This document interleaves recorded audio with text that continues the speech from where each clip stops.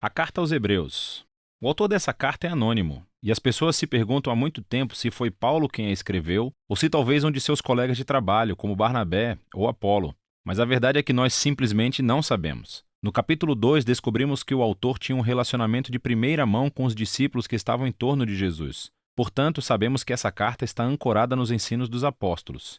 Também não sabemos quem era o público-alvo dessa carta ou onde eles moravam. O autor os conhece muito bem e assume que eles têm um conhecimento profundo das Escrituras do Antigo Testamento, especialmente o enredo dos 5 primeiros livros da Bíblia, a Torá, sobre como a família de Abraão se tornou a nação de Israel, sobre como Moisés os conduziu da escravidão no Egito para o Monte Sinai, onde eles receberam a Torá e fizeram uma aliança com Deus, onde construíram um tabernáculo onde o sacerdote fazia sacrifícios. E também sobre como eles foram peregrinos no deserto, a caminho da terra prometida. O autor espera que os leitores conheçam todos os detalhes dessas histórias. Então, muito provavelmente, o público é composto de cristãos judeus. E é daí que vem o nome da carta. Nós também temos pistas no capítulo 10 de que essa comunidade da igreja estava enfrentando perseguição e até aprisionamento por causa da sua associação com Jesus. Alguns na comunidade estavam se afastando de Jesus e abandonando a fé completamente. E isso explica o propósito e a estrutura dessa carta. Primeiro, há uma pequena introdução que é seguida por 4 sessões em que o autor compara e contrasta Jesus com pessoas e eventos importantes da história de Israel. Jesus é comparado primeiro com os anjos e a Torá, segundo com Moisés e a terra prometida, terceiro com os sacerdotes e Melquisedeque, e por fim com os sacrifícios e a aliança. E o autor tem 2 objetivos principais em todas essas comparações. O primeiro objetivo é elevar Jesus como superior a qualquer pessoa ou qualquer outra coisa, mostrando que Jesus é digno de toda a sua confiança e devoção. Mas o segundo objetivo é esse: desafiar os leitores a permanecerem fiéis a Jesus, apesar de perseguição. Em todas as sessões, ele inclui uma forte advertência para não abandonar Jesus. Então, vamos nos aprofundar melhor e ver como tudo isso se desenrola. A exaltação de Jesus começa na primeira frase da introdução.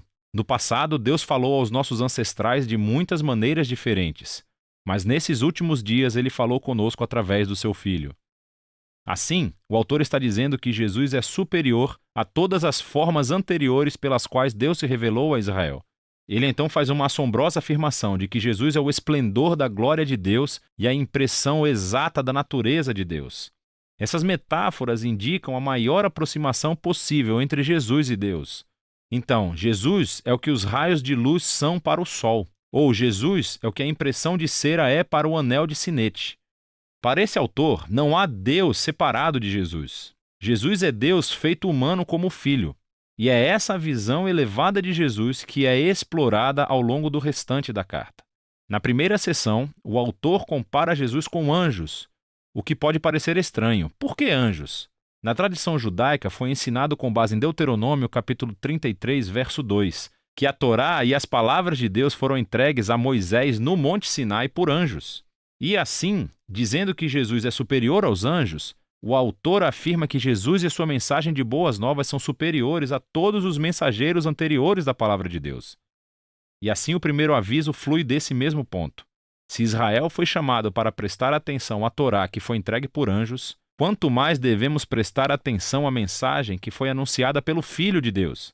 E não apenas isso, mas, dado o status de Jesus acima dos anjos, quão notável é o fato de ele ter abandonado esse status tão alto para se tornar humano, sofrer e morrer. Em Jesus, vemos a glória de Deus e a grande humildade de Deus.